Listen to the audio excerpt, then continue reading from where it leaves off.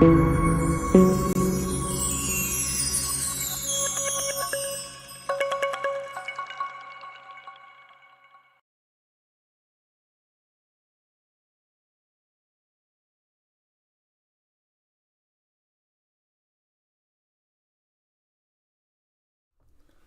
folks, I'm glad you've stuck with us thus far. We're getting into a very interesting section of the book of Daniel. This is chapter 7, and it is the apocalyptic literature. And that whole section is what we're now getting into. Daniel 7 through 12 is all after the style of apocalyptic literature.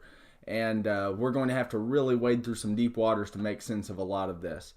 Let me go ahead and tell you this, which you probably are looking at the video now and you're seeing the time segment on the video, but I'm recording this live, so I don't know exactly what the final timing on it's going to be. I'm going to imagine this is going to be a long one.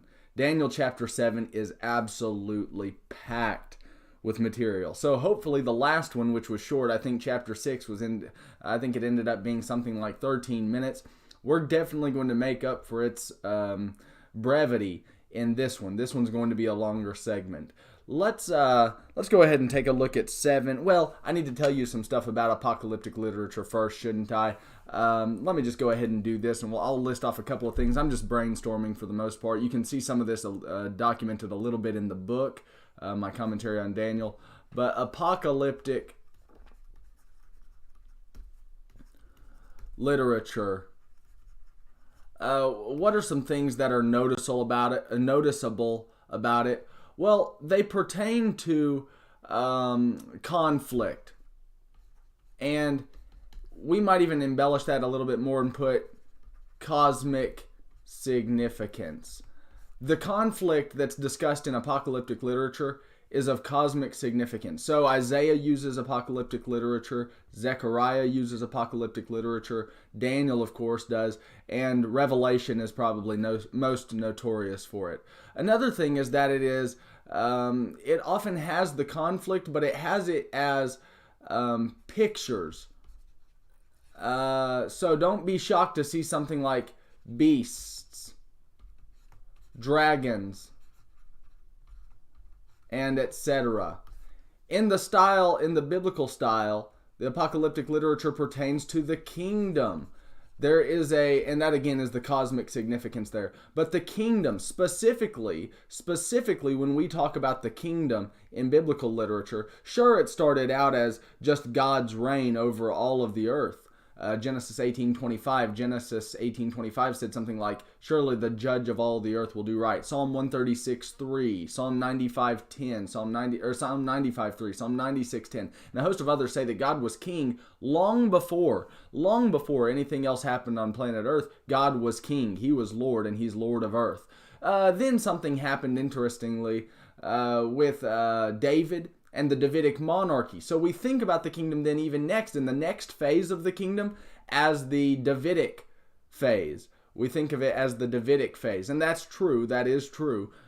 Too many Old Testament texts to say that the Davidic kingdom is the kingdom that was going to be restored. So says Acts 1:6, where the disciples asked Jesus, Lord, how long before you restore the kingdom to Israel? They're asking about David's kingdom being restored. Acts 15:14, the tabernacle, the tent of David, is to be restored. What do you think they're asking about there in Acts 15? It's James who makes that remark and quotes Amos 9, isn't it? And they talk about the kingdom. It is the Davidic kingdom, but the Davidic kingdom enters into a new phase. So it is the Davidic kingdom, but it enters into a new phase. And that new phase is the Messianic, the final phase of the Davidic kingdom. So yes, what happens is it starts out as God's kingdom. He's just Lord over all the earth. He then gives a co-regency kind of thing to the Davidic line. But what we start to find out later on in biblical theology is that the Messianic figure, whomever it would be, would come out of David's line, restore the Davidic kingdom to its former glory, though it would also be transformed. We need to learn that as well. This style was extremely physical.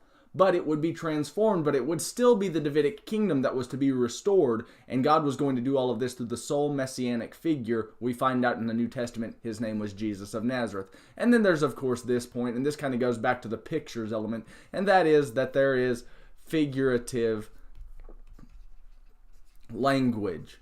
If we take all of this literally, we're going to get into a mess. And of course, just a quick reading of Daniel chapter 7 is going to let us know that we can't take it literally. So take a look at 7:1. In the first year of Belshazzar, king of Babylon, Daniel saw a dream and visions in his mind as he lay on his bed. Moses in Numbers 12 had said something like that the people after would see dreams and visions, but Moses spoke with God face to face.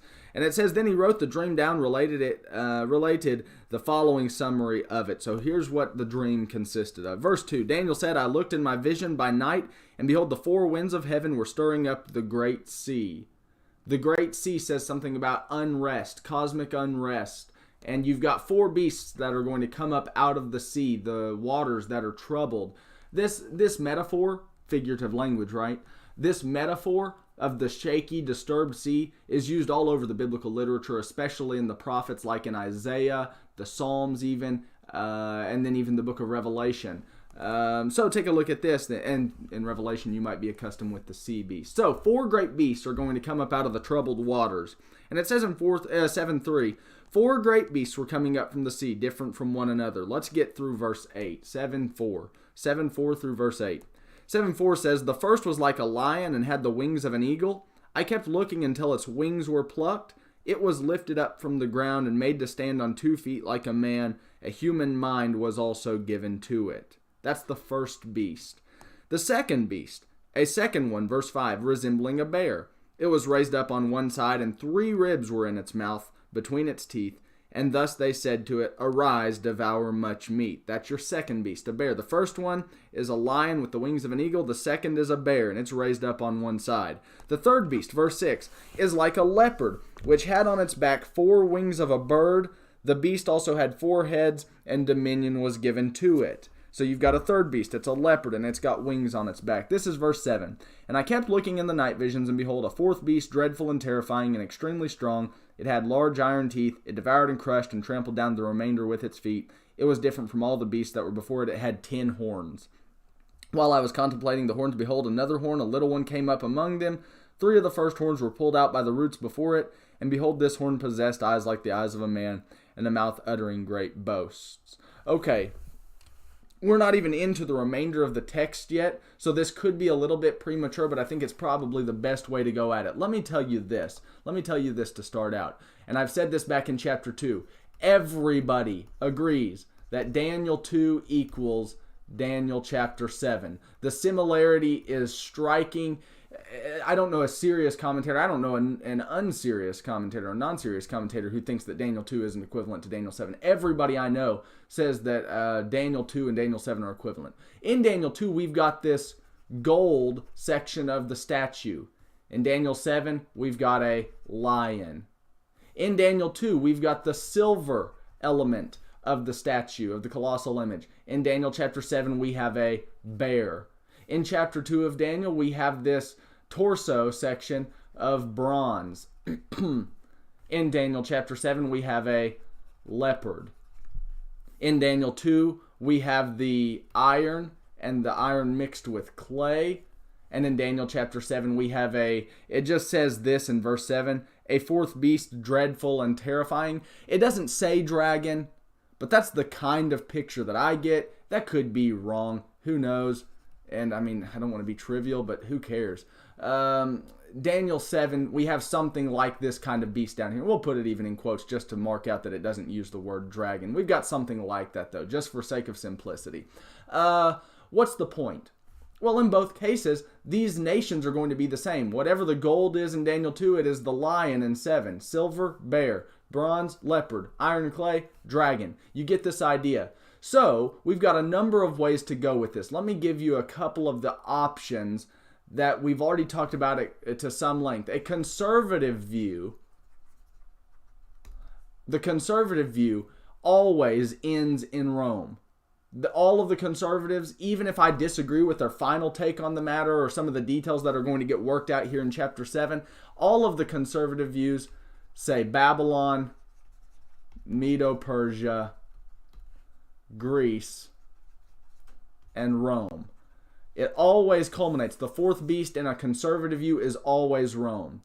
Now, that is the only conservative view, is what I mean to say. Nobody among the conservative camp says anything other than Rome. Then we've got the liberal take. And they're pretty well agreed with Babylon. But then there are two different liberal camps.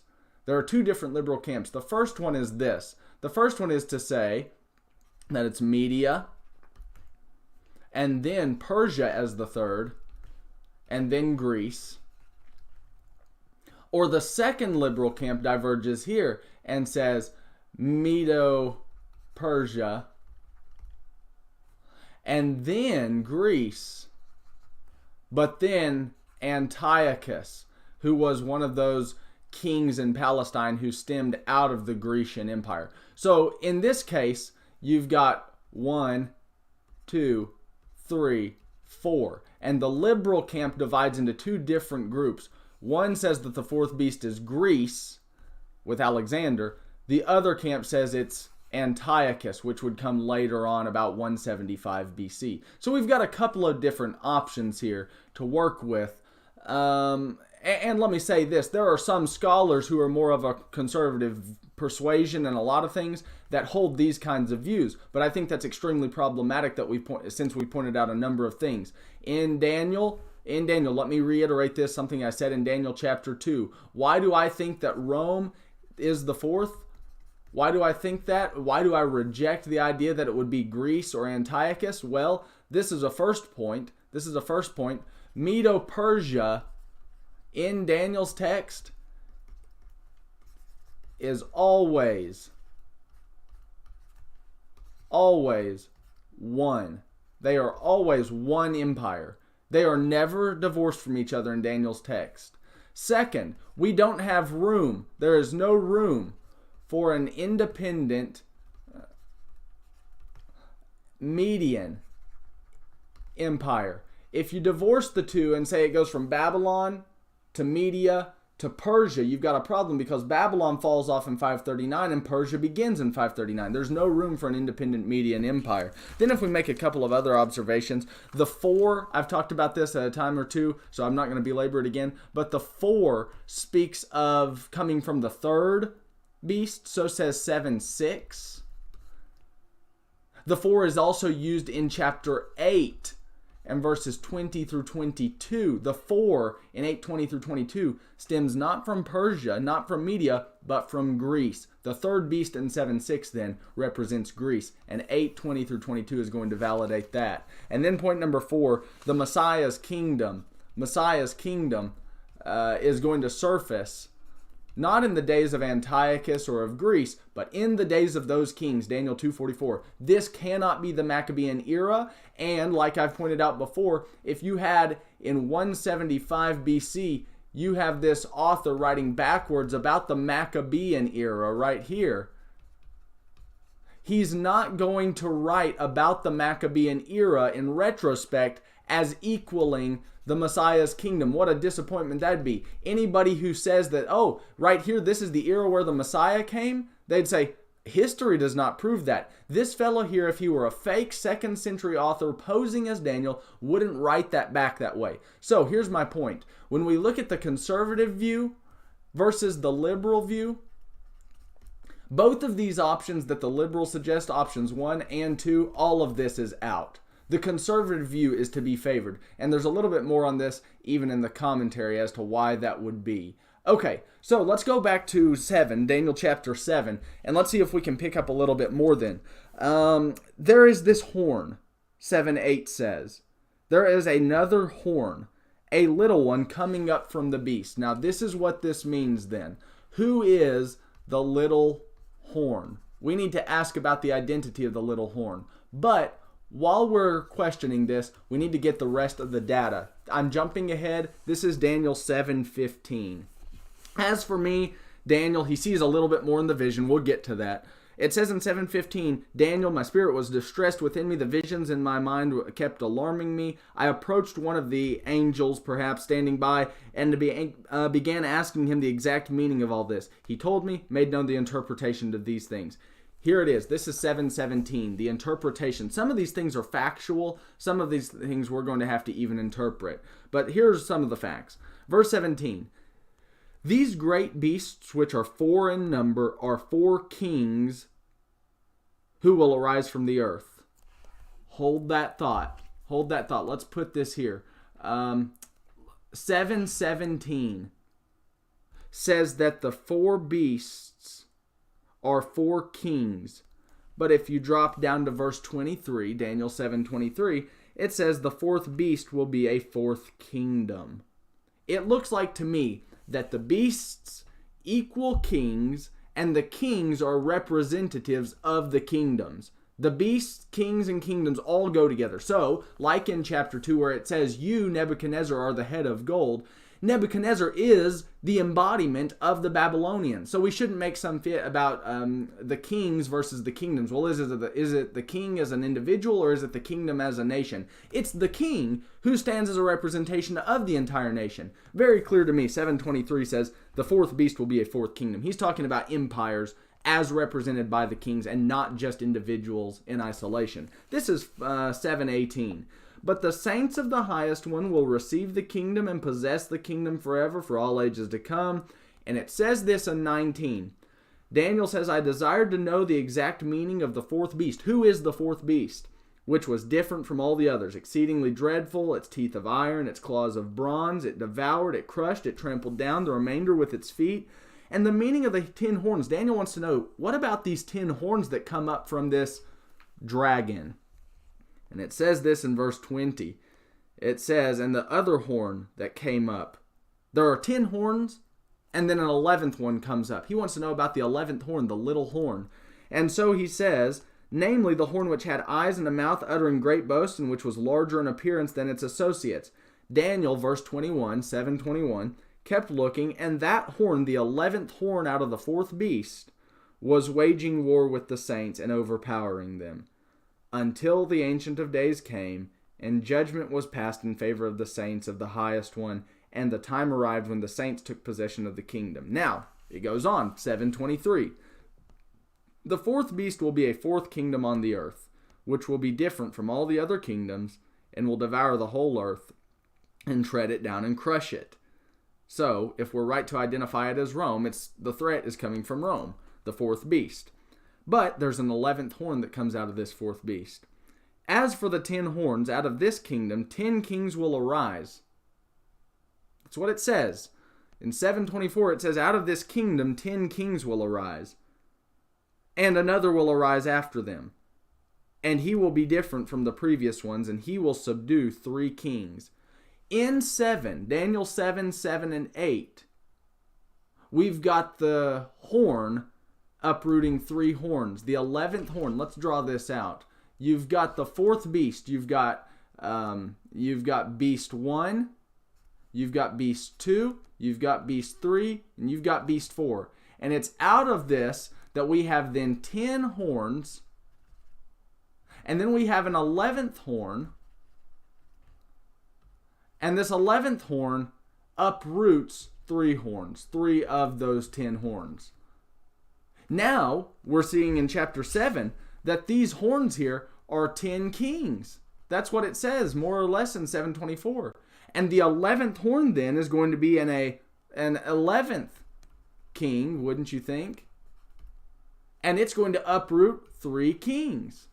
That's what's going on in the vision. And so it says this in chapter 7 and verse 25. It says, and he will speak against the Most High, speak out against the Most High, and wear down the saints of the highest one, this little horn, this 11th horn will. And he will intend to make alterations in times and in law, and they will be given into his hand for a time, times, and a half a time. But the court will sit for judgment, and his dominion will be taken away, annihilated, and destroyed forever. Then the sovereignty, the dominion, and the greatness of all the kingdoms under heaven will be given to the people of the saints of the highest one. His kingdom will be an everlasting kingdom, and all the dominions will serve and obey him. At this point, the revelation ended. As for me, Daniel, my thoughts were greatly alarming to me. My face grew pale, but I kept the matter to myself. Let's work now back into chapter 7. We've seen what this little horn's going to do. He's going to speak blasphemy, chapter 7 says. He's going to make war for a time, times, and half a times. He's going to wear out the saints. This is not some noble fellow. Whoever's arising out of the fourth beast is some kind of villainous character. So let's see if we can make sense of some possibilities. What are some possibilities for the little horn? And this little horn, of course, like we said, comes from the fourth beast. What are some possibilities? What are some of the suggestions?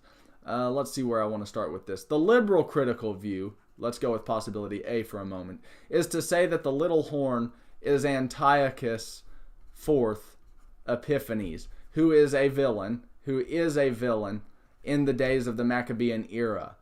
And so they put the fulfillment of this vision around 175.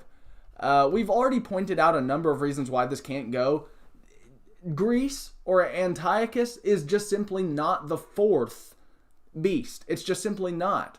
Furthermore, the Messianic era doesn't come about in 175. Daniel's entire vision is to let the people of the Jews know that the Messianic kingdom isn't coming in the days of the Third Empire, like Greece. And so if we're right to say that Greece or Antiochus can't be the fourth, and we've given 4 reasons why that would be, then this whole view just simply falls.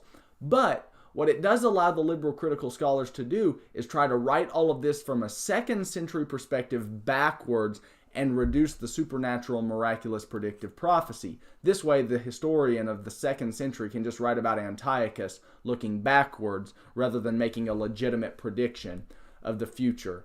A second suggestion is a real wild suggestion by Max King. Max King and hyperpreterism. Hyperpreterism tries to fit all of this to the fall of Jerusalem. That is insane for a number of reasons. I mean, forget the fact that the fall of Jerusalem is not even discussed in Daniel chapter 7. Max King goes as far as to say there's no such 11th horn. He just denies that there's an 11th horn. You don't believe me? Check out the footnotes that I've got there in the commentary. I've got just a paragraph because of how radical his view is. And in the commentary, I just give that little paragraph documenting, where he says there's not even an 11th horn. They try to fit the whole thing as making the little horn the Jews somehow. Odd view. Not anywhere close to supported. This whole view is just ridiculous. But what's even more ridiculous, I suppose, is that I've written an entire book critiquing that view. It's called AD 70, Taking a Look at Hyperpreterism. It's a little thing, about 150 pages. You can find it on the website or on lulu.com. AD 70, Taking a Look at Hyperpreterism. A third possibility is the premillennial view. And the premillennial view wants us to accept this notion that the little horn is the Antichrist. Well, the word Antichrist needs some definition. It's only used 4 times in the entire Bible, 4 times in the New Testament, and that's always in John's epistles, 1 John 2, 1 John 4, 2 John. And the Antichrist, this whole view that they've developed is not anywhere close to supported by the text. The Antichrist, as they've developed him, is radically different from what's talked about in John. And in fact, 1 John 4 says that there were spirits of the Antichrists, plural. It was the spirit of Antichrists, many of them who had already in John's day gone into the world. It's almost as if this view just disregards the biblical data on the point. Again, an odd view, yet it's strange how grabbing it is onto the populace. The majority do hold this view, strangely enough. But again, I would just simply say, like, who was it I read? I think it was Marcus Aurelius, who said something about the opinion of 10,000 men is inconsequential if they don't know anything about the subject. I suppose that's probably right. The majority holds this view. Sadly, I'd say most of them don't know anything about this subject. And I know that's sharp. It is what it is. Premillennialism, the whole Antichrist view, fails to recognize that it's the 10 Roman kings, and it's in the Roman era that this all happens. Well, they jump onto another extreme conclusion, and they talk about what will be the resurfacing of Rome or in Europe, and they try to fit all of this to modern events. They're still looking for the Antichrist to come about in our modern times. I don't think the text is going to go for that. It's just not going to fit. And I think once you see our explanation, you'll say that makes a lot more sense than this whole view, which betrays the timing statements of the book of Revelation. It forces a view of the Antichrist, which is completely unbiblical. It reads things into Daniel's text that are just simply not there. This whole view just shouldn't be taken seriously. Then there's another view, which is quite similar to this, sadly, and that is the view of the little horn is the papacy. Again, this assumes that Daniel's dealing with the end of time. This view and this view both assume that Daniel's text reaches all the way to the end of time. I would really call that into question. I just don't think it's supported. It's in the days of the Roman beast. It's in the days of the Roman beast and its kings that Daniel is discussing all of this. And again, they use text, both of these views here, use texts like 2 Thessalonians 2 with Paul's man of sin, to try to bolster the view. That gets even more messy when they start getting into that mire. Now, let me give you one more. I'll give you two possibilities, and then I need to spend time on both of these. The fifth possibility is that it is the Roman beast, and it comes out in the king Vespasian. Vespasian, who was the, he was the 8th, 7th, 6th, 7th, 6th. He was the 6th Roman emperor. Vespasian, the 6th Roman emperor. That's a possibility. We'll talk about that here in just a moment. And then the view that I think we ought to take is that it is Domitian, the 8th Roman emperor. So, here's what I'm telling you. I think all of these views here, we can just scratch those out. It's not A through D.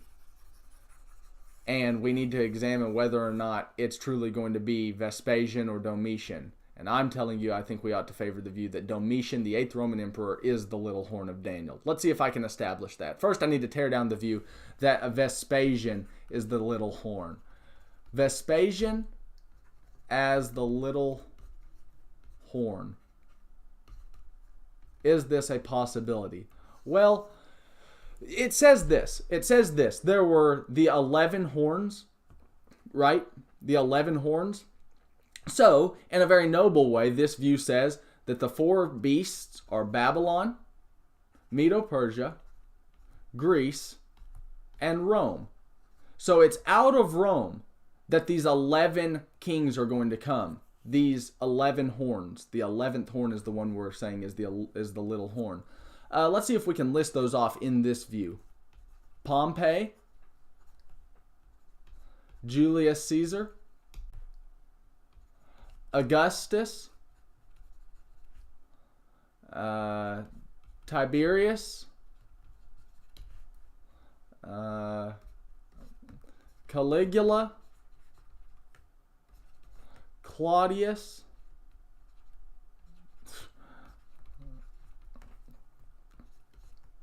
Nero, and then you've got those upstart generals, probably Galba, Otho, and Vitellius. And right here with Nero, that ended the Julio-Claudian dynasty. And following these 3 upstart generals, Galba, Otho, and Vitellius, you have Vespasian. So, the suggestion in this view is that Vespasian is the 11th, and they start the calculation with Pompey. But this is very interesting. I don't know why they would count Pompey and Julius. So, that's just unfitting. Let me just say, these fellows were not emperors. They were not Roman kings. I mean, at least Galba, Otho, and Vitellius took the throne for a little bit less than a year, each of them, and tried to become emperors and didn't really succeed. But Pompey and Julius were nothing of the sort. They weren't kings. I don't know why we would start with Pompey. There's just no good argument. There is not a good argument to say that we ought to start our calculation with Pompey. Furthermore, I don't know why Julius is in the count. He's not an emperor. Remember when I told you in our introduction, the historical sketch, remember when I told you that Augustus was the one, Octavian Augustus Caesar was the one who ran down to Egypt with the ships, the whole Roman fleet, to take over Mark Antony and Cleopatra, and it was upon that success in 27 BC, 27 BC, that Rome becomes imperialized. This is where the line of emperors begins. It begins with Augustus. There is not a good argument to make to suggest that Pompey and Julius were in the line of quote-unquote Roman kings coming out of this fourth beast. The only reason that this is even being a suggestion is because this view is pulling at Vespasian as being the little horn. The second problem with it is that he was not a persecutor of the saints. If you look at 721, it says, I kept looking, Daniel did in the vision, and that horn, the 11th horn, was waging war with the saints and overpowering them. Vespasian did not do that. Vespasian just simply did not do that. And then in 725, it says he'll speak blasphemies against the Most High. He didn't boastfully make these kinds of claims to divinity like Domitian did. So we've got at least 3 problems there, and then there's one more. You will never be able to reconcile all of this with Revelation 17. Revelation 17 probably needs a little bit of attention. Let's go ahead and look at this. In Daniel chapter 7, you've got the 11 horns, right? Daniel 7 has the... let's do this again. You've got 11 horns in Daniel's view. In Revelation, you've got something else. You've got 8 heads. And the people who hold that view, that Vespasian is the 11th horn, I can't seem to hunt down anywhere a treatment of the book of Revelation. That calls my whole thing into question. I'm not saying they're wrong on that point at that juncture. I'm just simply saying the fact that they don't handle Revelation raises some real questions in my mind as to whether or not we can even take that view seriously. If you're going to take Daniel's text, you've got to at least handle in chapter 7, you've got to handle how John makes use of it in the book of Revelation. This is Revelation 17. It says in Revelation 17 regarding the fourth beast, Revelation 13 talks about that. John also saw something like that. Revelation 13, and he says, and I'm all over the place, aren't I? Let me tell you 13 real quick. You don't need to turn there. Just listen to this. John saw a beast coming up out of the sea. Wonder if he's got Daniel 7 in verse 3 where the beast come up out of the sea. Wonder if he's got that in view. And it had 10 horns, 7 heads, and on its horns were 10 diadems. On its heads were blasphemous names. And the beast I saw, catch this, the beast that he sees come up out of the sea was a culmination of the beasts that we saw in Daniel. It was like a leopard, its feet like those of a bear, and its mouth like that of the lion. Now here's where I put dragon in. And the dragon, Satan, that is in Revelation 12, the dragon is Satan, gave him his power and his throne and great authority. You've got the same kind of picture of the Roman beast in Revelation 13 as what Daniel's presented as the 4 beasts in chapter 7. Now we're in Revelation 17. Let me try to make this clearer. In Revelation 17, this is verse 8.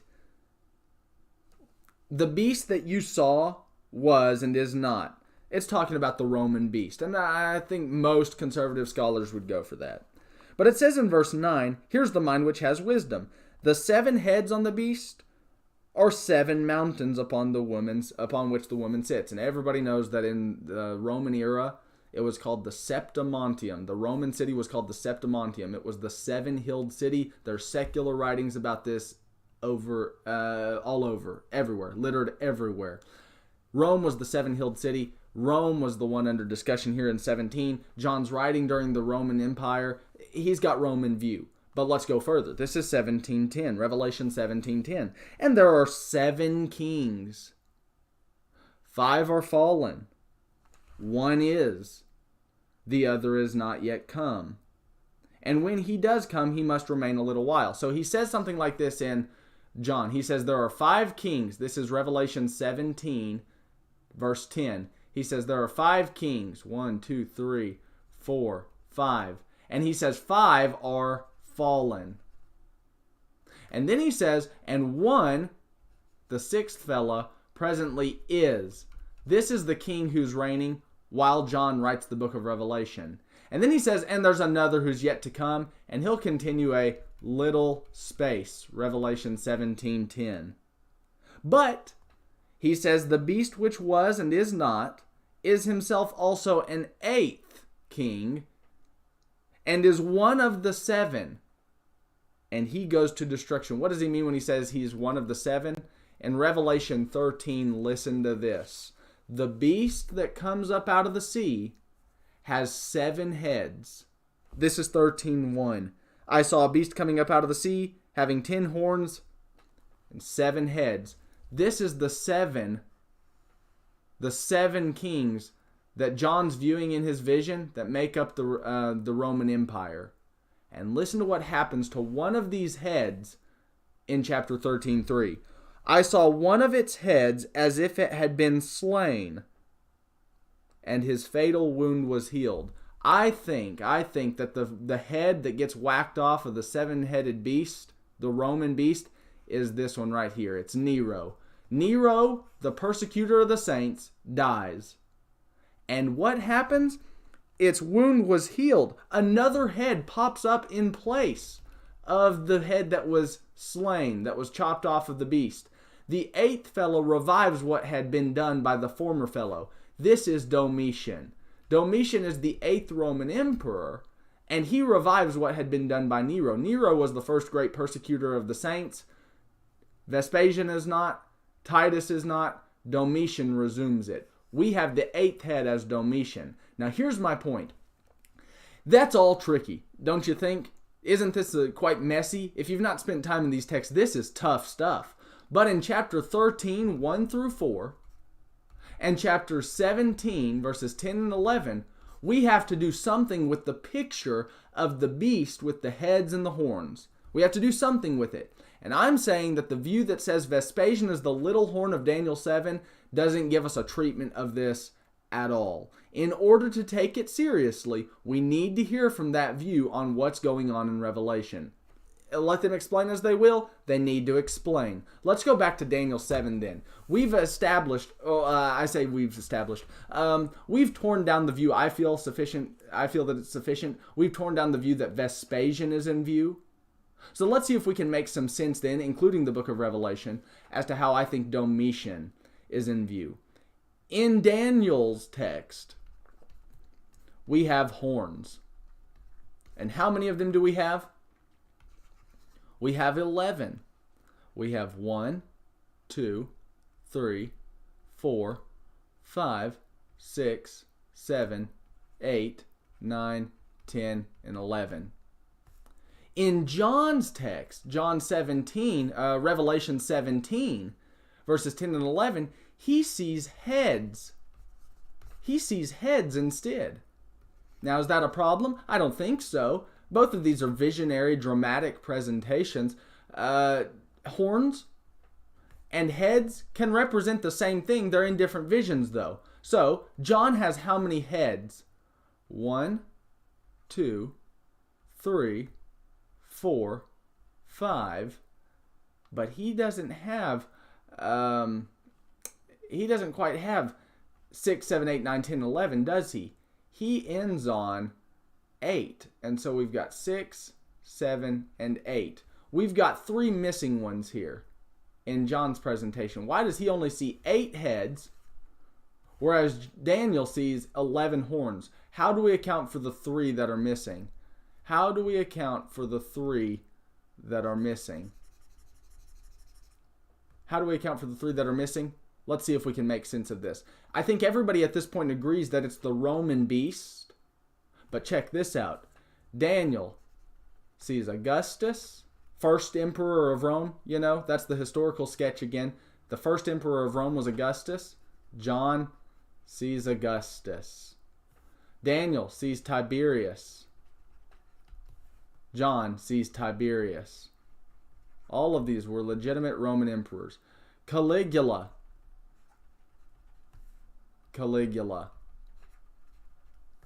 Claudius.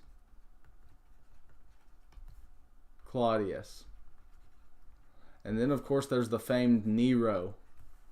And John sees Nero. Nero is the last emperor of the Julio-Claudian dynasty. And then, after Nero's death, 3 fellas, Galba, Otho, and Vitellius try to take over. I think John, writing in that era, sees these fellows aren't emperors. Daniel's vision, for whatever purpose, includes the three, but John's drops them out. And I think that explains what's going on. So then, the new dynasty, the Flavian dynasty, begins with Vespasian. John sees Vespasian, who was a legitimate Roman emperor. And then Vespasian had two sons, Titus. John sees Titus. And he reigned for a little while, as talked about in Revelation 17:10. This one must continue a short space. This fellow Vespasian, John talked about, was the one is. He was the one reigning during the book. These are the five, right here. These five are the five fallen, Revelation 17:10. And the other will be an eighth, who is of the seven. This person right here is going to revive Nero's persecution. Daniel sees the little horn, the 11th little horn. It is Domitian. John sees the little horn. In his case, it's the 8th head. It is Domitian. Did Domitian persecute the saints?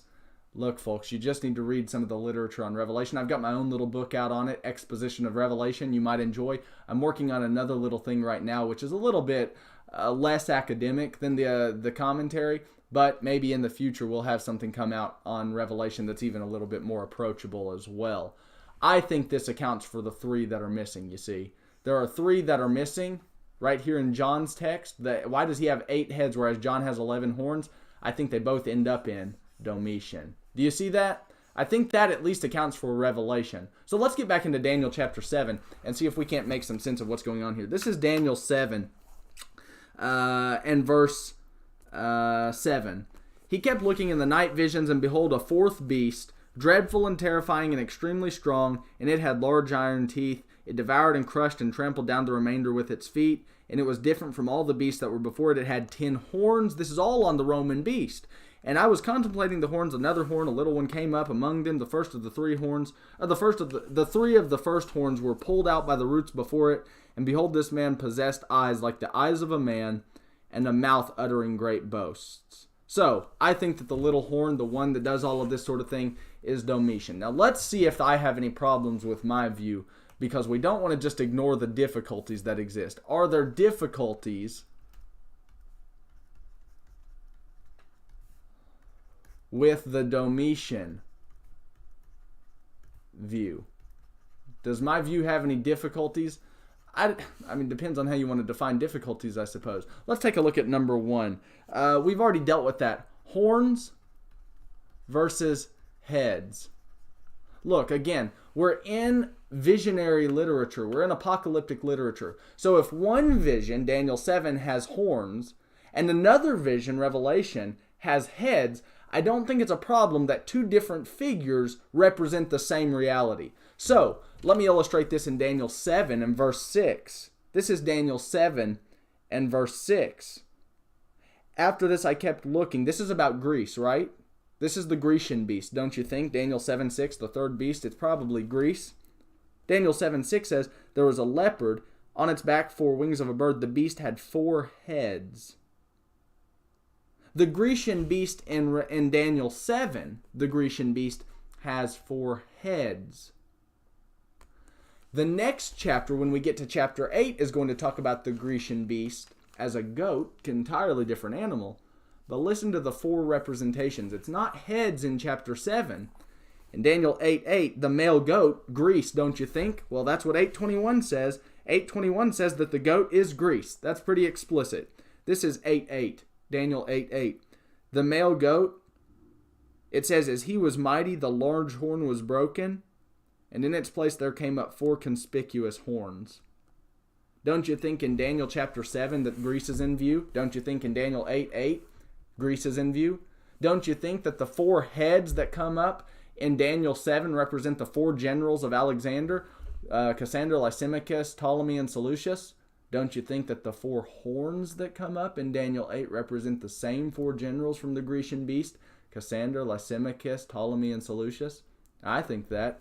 That means that sometimes the visions, while different visions, horns or heads, They represent the same reality. In Daniel 7, it's a leopard that represents Greece. In Daniel 8, it's a goat. Does that bother you? Doesn't bother me. I don't think it bothers the text at all. And Daniel 8:21 explicitly says that the goat is Greece. So we've even got the text being explicit when it really comes down to it. This is Daniel chapter 7 then, and let's see if we can come up with a second difficulty.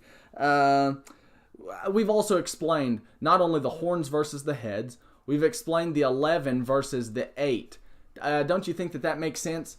It starts with Augustus in both cases, ends with Domitian in both cases. The only difference is that John sees in the 11 horns, he sees Galba, Otho, and Vitellius, whereas John, writing probably even after Galba, Otho, and Vitellius, decided not to count them as emperors. He only saw 8 heads because Galba, Otho, and Vitellius didn't succeed, especially if he writes after Galba, Otho, and Vitellius fell off, and he writes during the time of Vespasian, the 6th Roman emperor, the one that is. If he writes all of that in 69 to 79, somewhere in there, looking backwards, don't you think he would have excluded Galba, Otho, and Vitellius, recognizing they didn't become Roman emperors? None of them lasted on the throne longer than a year. Yeah, I think John might have counted 8 instead of the 11. He would have said Galba, Otho, and Vitellius didn't really succeed. They didn't make it. John, looking forward, of course, all of this by inspiration, I think John would have maybe counted them when God gave that in the vision. After all, he didn't even know names or dates on that particular point of it. He's making predictions, of course, but this is an area where he didn't know to say, oh, Domitian's the 11th horn. Oh, Augustus is the first, you see. Third objection would be this. Domitian, this is probably the toughest one for me to sell you on, so you'll have to kind of follow me on this. Domitian did not, and I need to qualify this, historically, and I'll need to tell you what I mean by that. He did not historically uproot 3 kings.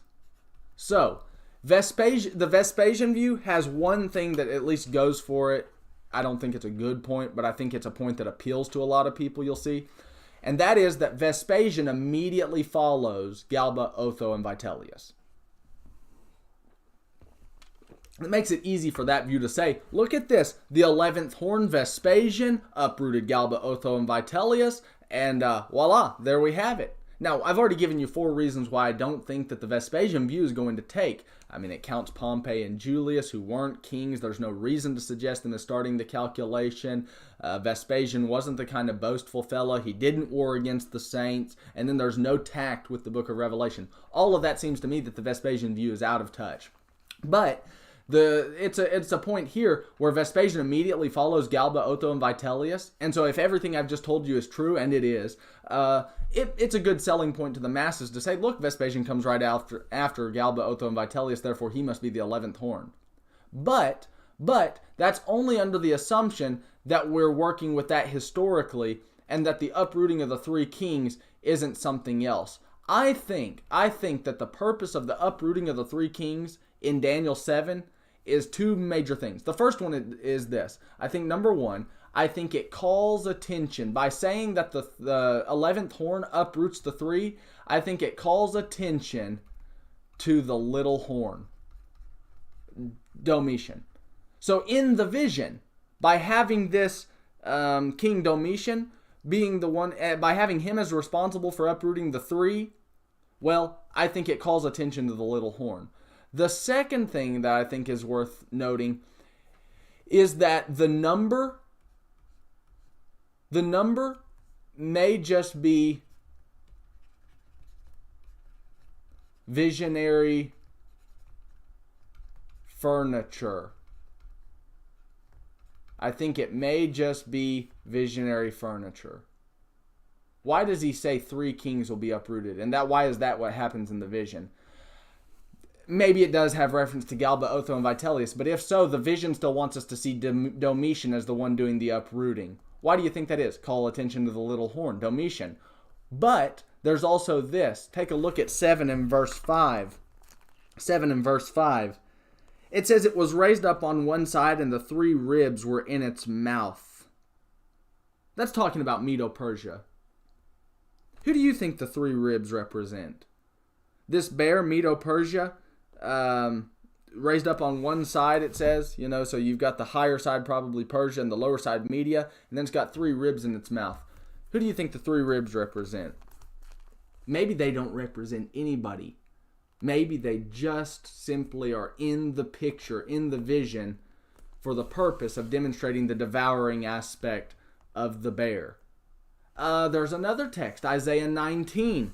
Isaiah 19, where it talks about the Pentopolis there of Egypt. It says this in Isaiah 19 and verse 18. In this visionary again, in this day, 5 cities in the land of Egypt will be speaking the language of Canaan. Look, if you've got trouble reading Isaiah, you need to ask me for a good book recommendation, and I'll shoot you an email and give you some advice. But some of this apocalyptic, prophetic, oracle kind of literature is really tough to read. What do you think the 5 cities are in Isaiah 19:18? My personal take? I think that they're not 5 specific cities at all. I think he just throws out a number just to demonstrate that in some kind of eschatological ideal picture, the people of Egypt will even convert. The Gentiles even are going to come over to God's view and turn into Jews. All of that's in an ideal vision where it's a hopeful vision. And this is the kind of presentation that the Jews need to hear as they're camped out in exile. So, why 5 cities? I think it's just furniture of the vision. There's another text, and that's Zechariah chapter 11? Zechariah chapter 11, where it says, in that day he's going to uproot 3 bad shepherds, 3 foolish shepherds. Let me get it for us. This is Zechariah 11. Zechariah 11 and verse 8. I annihilated the 3 shepherds in 1 month. Who are they? Oh, I think one fella said that there were over 40 different suggestions who the 3 shepherds that are uprooted are in Zechariah 11:8. What if they're just furniture of the vision again?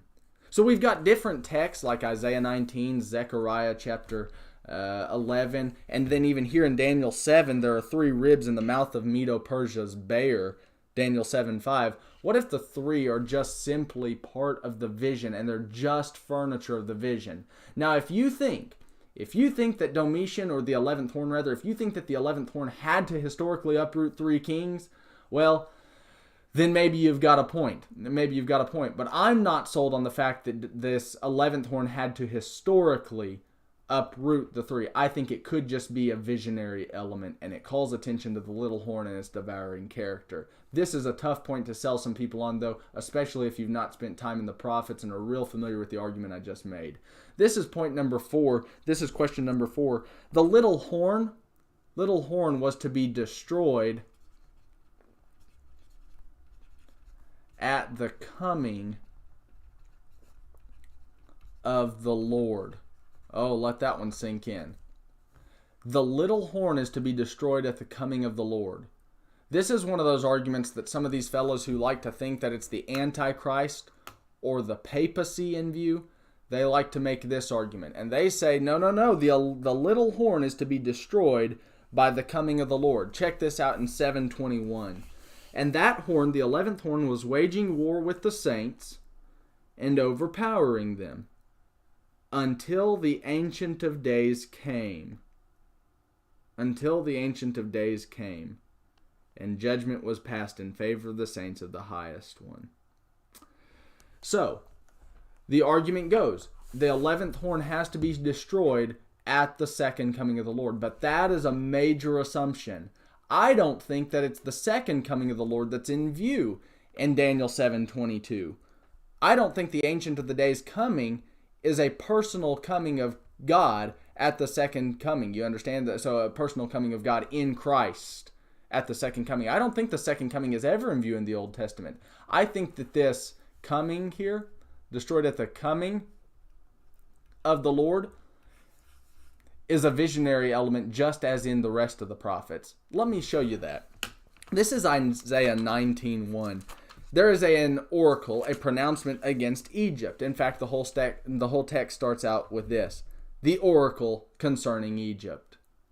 Now, it's pronouncing judgment. When you have these judgment oracles in the prophets, Isaiah 13 through 23, Amos 1 through 3, Nahum, Micah 1, when you have these oracles of judgment, They are oracles of judgment. The oracles against the heathen nations are oracles of judgment.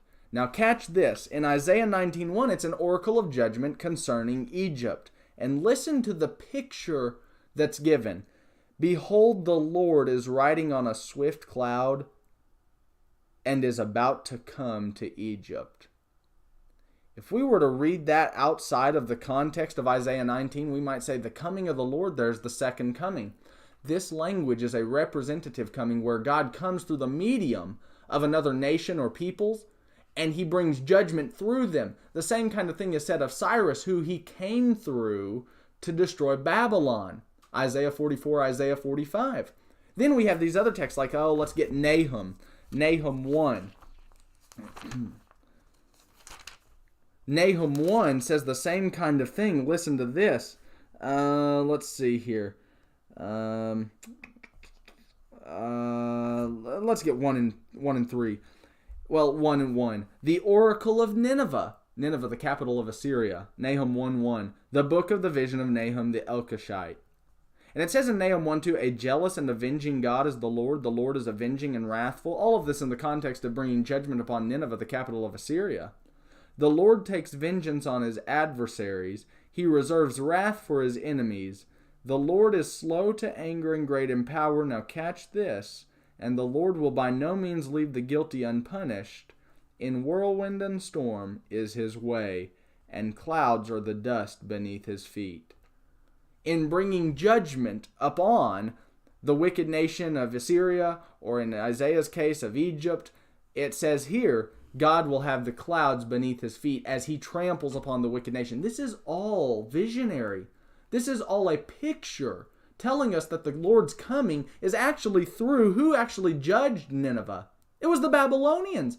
God comes and judges the Ninevites, but he does it through the medium of the Babylonians. One more just to emphasize the point, and then I'll be done pointing this out. But this is Micah chapter 1, verse 2. Here's a judgment oracle concerning Samaria and Jerusalem. So says Micah 1:1.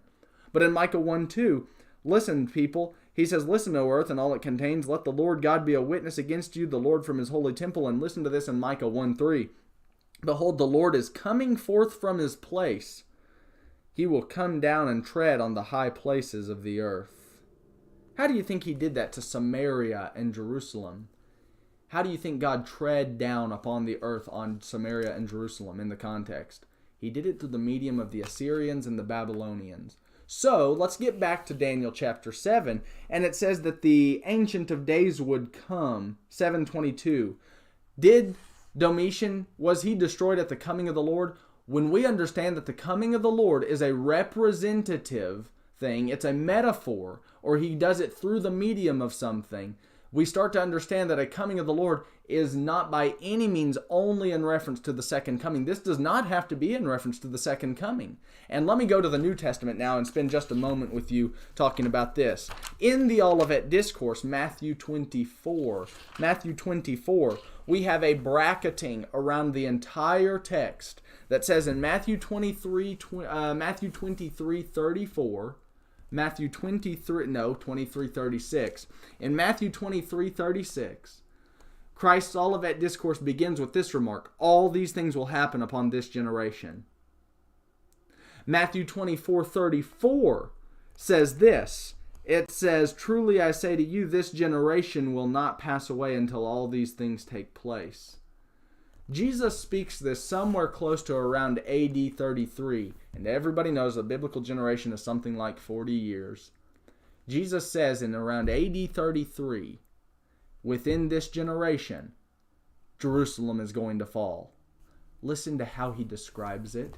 Listen to how he describes the fall of Jerusalem in Matthew 24 and verse 30. The sign of the Son of Man will appear in the sky. Then all the tribes of the earth will mourn, and they will see the Son of Man coming on the clouds of the sky with power and great glory. Personally and with a body? I don't think so. Not in that context. He's already told them that that would happen within his generation. It has to happen by 73, it would seem. By AD 73. He's probably talking about the fall of Jerusalem. And he's using the style of the prophets, the apocalyptic style of the prophets, to pronounce such a judgment. Did Christ come on the clouds upon Jerusalem? If you ask about it personally or with a body, no, I don't think so. Not personally or bodily. But he did it through the medium of the Romans. Did Christ come upon Jerusalem?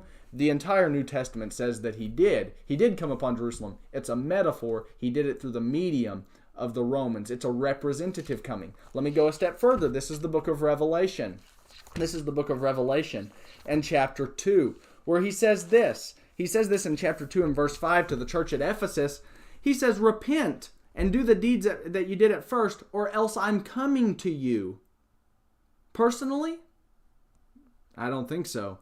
Revelation 2:5 is a representative, metaphorical coming. This is 2:16. Repent, he says to the church at Pergamum, or else I'm coming to you quickly. Personally, with a body? No. This is Revelation, let's do 2:25. Hold fast until I come. This is Revelation 3:3. I'll come like a thief. This is Revelation 3:11. I'm coming quickly. Revelation even uses, in reference to the churches, it says that Christ is going to come. If they don't repent, that is. It's a judgment coming. He's not personally showing up with a body. It's talking about through the medium of judgment. Christ is going to judge, and it's a metaphor. Now, let's get this and add another layer of depth here. Was Domitian destroyed at the coming of the Lord? Was Domitian destroyed at the coming of the Lord? Look, folks, I'm content with the view that the whole book of Revelation relates to the fall of Domitian in Rome. Rome in Domitian.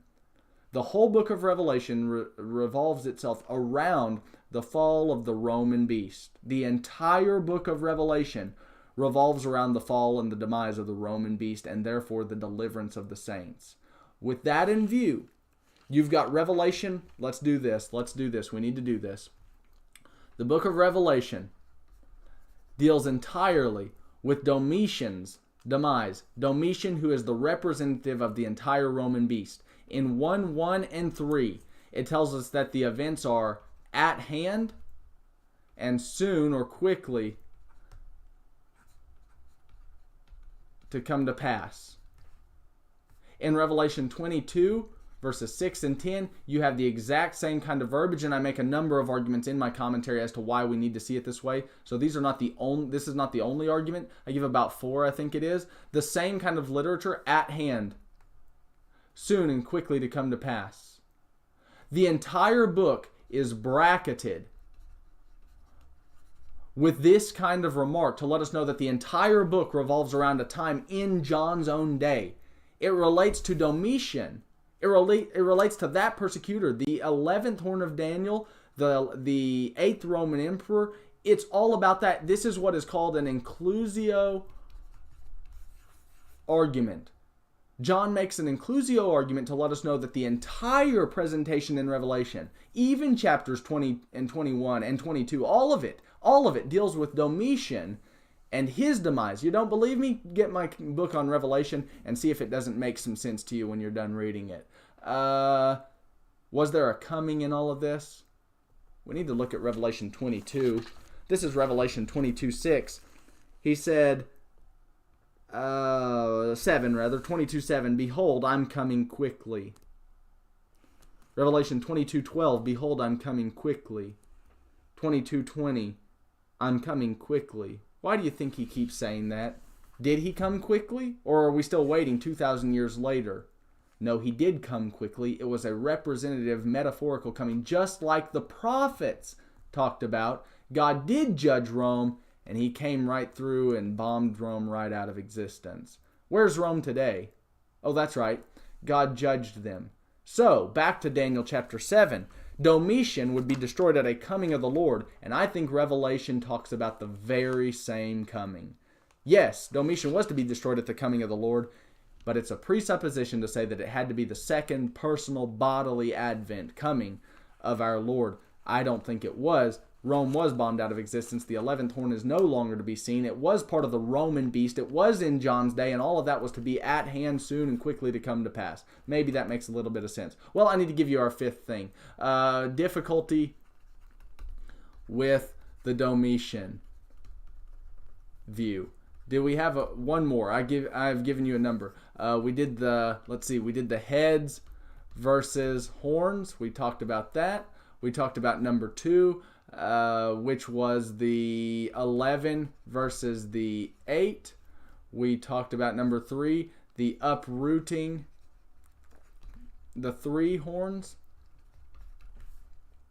And number 4, we talked about the coming of the Lord would be what destroys, coming of the Lord. But then there's a 5th thing, and that is that the kingdom wasn't received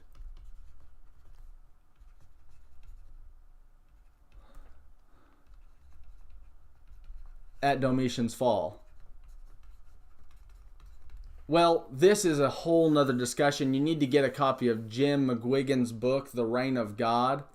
You really do need to get a copy of Jim McGuigan's book, The Reign of God, and give it a read. You talk about a masterful book, master of a book. He's really done a number with that one, The Reign of God by Jim McGuigan. You can get it on Sunset's website, sibi.cc. Type that into your web browser, sibi.cc, and see what you can find there on the bookstore. The Reign of God by Jim McGuigan. Look, the kingdom needs a little bit of a discussion here. God has always been king. Genesis 18:25, Psalm 95:3, 96:10, 136:3. You get the idea. Even before, let's do it this way, the giving of the law, God was king. We might call it something like this. This is not a biblical word per se. I mean, it's a theo is God, so you've got something like that, which is biblical. But here, let's just go ahead and refer to God's reign. God's reign.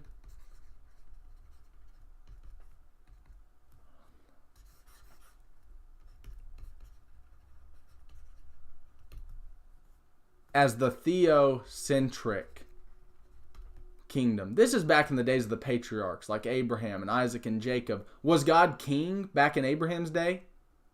Did God reign in Abraham's day? You know he did. So what happens then later on after the law is given with David? We have the Davidic monarchy that's set up. Well, does this undermine God's being king back here? Not at all. We've talked enough about co-regency, and there are enough texts in the Old Testament to say that this kingship, this kingdom here, was simply an extension or an expansion of the theocentric kingdom. It's just an expansion that God does reign, but now he's using the Davidic monarchy to reign. He's still on the throne, folks. God's never been off the throne. He's King of Kings, Lords of Lords, and has always been. And so we've got texts all over the Old Testament, like 1 Chronicles 29, that even says that sort of thing. 1 Chronicles 29, 10 through 12. David's kingdom was the kingdom that God brought, but it was an expansion of God's own reign. At the cross, what we enter into is a new phase. It is the final phase of the Davidic kingdom. So this new phase, the Messianic kingdom, does not undercut the Davidic kingdom. It doesn't undercut the theocentric kingdom. In fact, this is the climax. This is the climax of all of that. This is where the Davidic kingdom and God's reign blend together into one thing. And the Jews couldn't comprehend this. Under the Old Testament, they were expecting a purely physical thing. God's nature, of course, you know how he is. Well, this all gets blended in the Messiah's reign. And it was after the resurrection that the disciples finally got the transformation that was taking place. Psalm 110 blends the monarch, the Davidic physical monarch, with deity. That's something that the Jews couldn't get a hold of. Matthew 22, 41 through 46. How could Christ, being David's son, how could David then call Christ his Lord? Only if he is divinity. And that's how David could even refer to a long descendant after him. He could refer to Jesus, even though he was a descendant from his own loins, he could call him Lord. He was God in the flesh.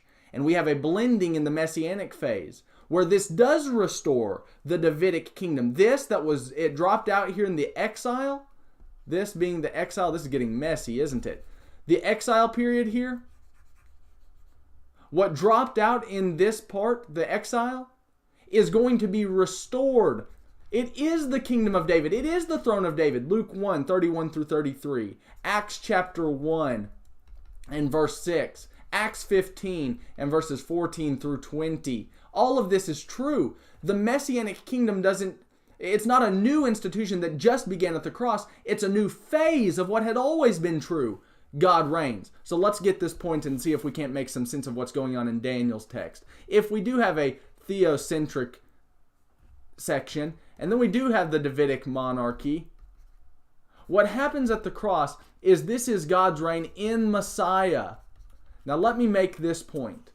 This truth is an expression of what has always been true. It expresses what was true both in these other phases of past history, and that is this: God reigns. The Messiah is merely a visible exhibition of that truth. What happens at the cross, what happens here at the cross, is simply a vindication or an exhibition, if you will, a public manifestation, a public demonstration of this truth that God reigns. So, in Acts chapter 2, let me tell you this.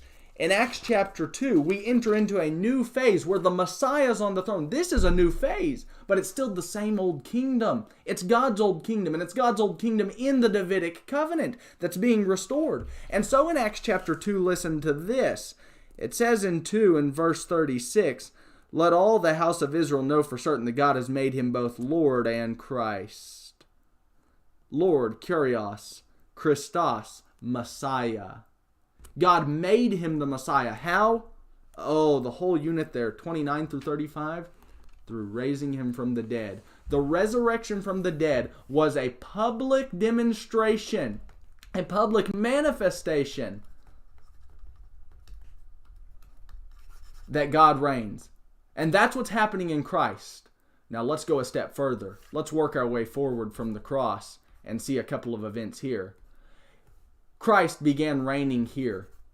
Christ as the risen Messiah, you see. But Christ as divinity, he had been God long before, hadn't he? Don't you think that? Don't you think Christ was even God way back before the foundation of the world? You know he was.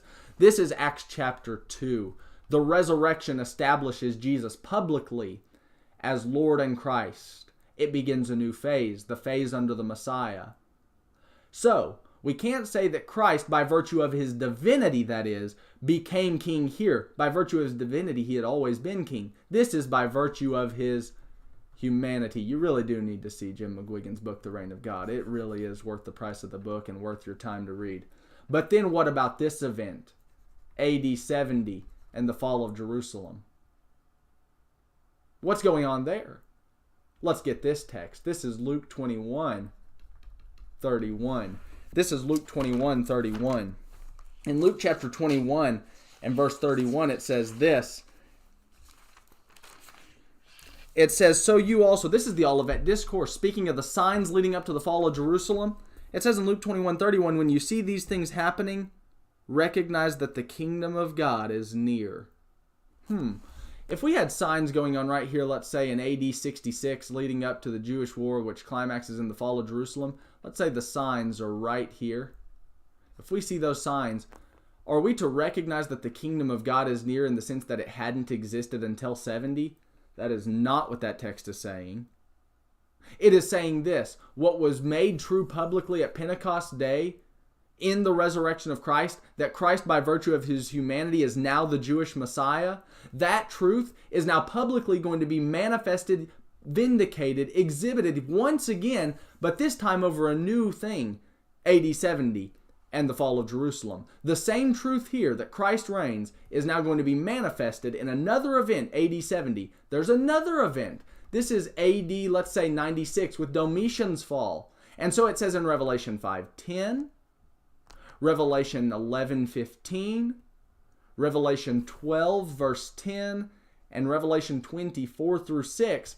Again, the kingdom would manifest the truth that God reigns at the fall of Domitian. And the kingdom then, which had already been set up, Acts 2, in the Messianic phase, that same kingdom, that Christ was Lord over will vindicate and manifest itself once again at the fall of Domitian. It's not that the kingdom hadn't been set up. It's that the kingdom's going to flex its arm again and demonstrate the same truth of what had always been true of God and was beginning to be true at the resurrection of Christ by virtue of his humanity. So here's the passage we want to read before we get back into Daniel 7. This is Revelation 11:15. This is discussing the fall of Domitian. When Domitian, the 8th Roman emperor, met his demise, listen to what happens as Rome falls in the embodiment of Domitian. It says in Revelation chapter 11 and verse 15, it says, "The kingdom of the world has become the kingdom of our Lord and of his Christ, and he will reign forever and ever."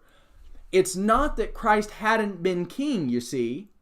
It's not that Christ hadn't been king. It's that what was true here was manifesting itself yet again, not only at the fall of Jerusalem, but now in AD 96, Revelation 11:15, at the fall of Domitian. So, let's get one more text as we think about all of this and look backwards. God was always king. God was always king by his divinity. God has always been king by virtue of his divinity. So even if this is temporally before the creation of the world, this is supposed to be a globe. You see, I have a hard time doing my wonderful artwork with this little tool I've got. If God was always king by virtue of his divinity, even before the foundation of the world, even if that's true, this same truth could express itself before the cross over other empires. So let's get Obadiah 21 and get back into Daniel. This is at the fall, this is before the cross, you see. Obadiah 21 talks about a time before the cross. It discusses the fall, not of Domitian, not of AD 70 and the fall of Jerusalem. It talks about the fall of Edom. And listen to the same thing said about this time, even before Christ was ever crowned king by virtue of his humanity at Pentecost Day. This is Obadiah 21. "The deliverers will ascend Mount Zion to judge the mountain of Esau, and the kingdom will be the Lord's." It's not that God hadn't already been over the kingdom, that he hadn't already been king. It's that what was true, that God was king by virtue of his divinity, would express itself yet once again at the fall of Edom. And there are other passages that do this sort of thing. Psalm 22, Psalm 29. These other texts say that this same kind of thing would happen. The kingdom will then be the Lord's. Well, it's not that it wasn't already. It's that what was expressed in God's very character, that he was God by virtue of his divinity, king by virtue of his divinity, would be expressed yet again at the fall. It would be publicly manifested or demonstrated or vindicated at the fall of, in this case, Edom. Later on, AD 70, later on Domitian with AD 96. Hopefully you're getting the point. So let's get back to Daniel 7 and see if we can't make sense of all of that. Daniel chapter 7. This is back to Daniel chapter 7, and we're working with the difficulty. Was the kingdom received at the fall of Domitian? See, most people think of the kingdom in a very lateral sense, and so they think of it like this. The kingdom began at the cross, and only the cross. And so the kingdom can only come either at the cross or at some end of time event. But that's not nearly comprehensive enough. In fact, we've just demonstrated Luke 21 needs some kind of explanation, and that talks about 70, right? What's the explanation for 70? Was the kingdom at hand then? If you say no, you're going against the text. AD 96, the fall of Domitian. This is talked about in Revelation 11:15. Most people think we've got to opt for either this or this as being a reception of the kingdom. But what I've just demonstrated is that the same kind of remark is used of events like this and this. It's publicly manifesting what had always been true of the Godhead by virtue of their divinity. After the cross, it's publicly manifesting what was true of Christ by virtue of his humanity. And so, Revelation 11:15 talks about the kingdom being received by the saints. It's the same kind of terminology. The kingdom's going to be received at the fall of Domitian. The 11th horn, the 8th head. It's the Roman beast. This is Daniel chapter 7. Let's get Daniel chapter 7 and move forward. This is a lot to take in, isn't it? This is really a lot to take in. Should we call it quits here? I think we probably should. We need to pick up, but you need to keep this segment in mind. If you've watched this now, and we are really running long, I think. If you've watched this segment, I think you'll be prepared for the next section, but we need to probably call it quits here and do a 7b on Daniel chapter 7. Look, thanks for joining us. I'm glad you've decided to study the book of Daniel with us. We're really getting into some tough stuff here, aren't we? Daniel chapter 7 is really a beast, pardon the pun. But as we get into it next time, 7:9 is going to piggyback on all of this. Of course it will. It's in the same chapter, and hopefully all of that makes sense. I think the 11th horn that we're looking at is Domitian, and in the next view we're going to see a little bit more about God's kingdom as set over against that. Thanks for joining. If you want to develop this all in your own time and take a little more time with it, I'm going a little too fast for you maybe, give the book a read, Exposition of Daniel. You can find it on lulu.com or my website, cadleonard.com. And if you've got questions or comments, you want to go toe-to-toe with me, that's fine. That's perfectly fine. Just shoot me an email at drewleonard@live.com. Thanks for your involvement. We're glad you're watching this, and hopefully it's helping you make sense of the book of Daniel and helping you grow closer to God. Until next time, may God richly bless you always to his glory.